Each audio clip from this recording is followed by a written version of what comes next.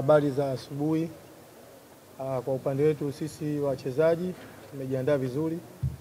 Toka tumemaliza mechi ya kabingwa tumejiandaa vizuri. Na mimi katika mchezo wa kesho tutafanya vizuri. Tunaheshimu timu ya Mashujaa, ni timu nzuri na timu ambayo ina wachezaji wazuri ambao wengi tumecheza nao katika vilabu tofauti tofauti. Lakini sisi kama sisi Singida Black Stars kwa upande wa wachezaji tumejiandaa vizuri na mbinu za mwalimu ambazo ameziweka ziko vizuri kabisa. Natumaini kesho tutaenda kufanya kazi iliyokuwa nzuri. Sawa, maswali kwa mchezaji?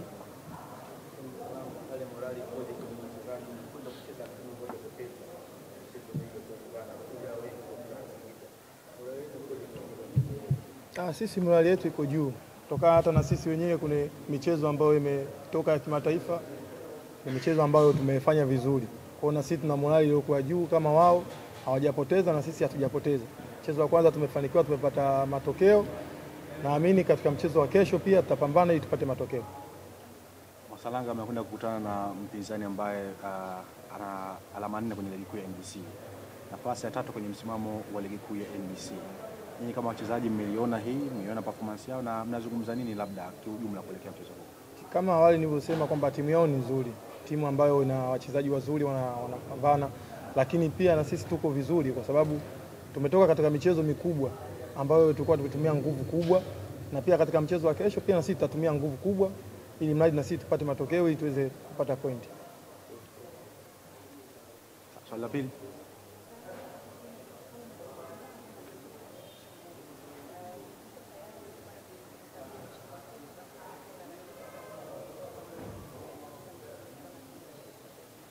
Kwanza kabisa sisi tunatambua nini jukumu ambalo lilikuwepo mbele yetu. Tunajua michezo yote itakuwa migumu. Hakuna mchezo ambao utakuwa mrahisi.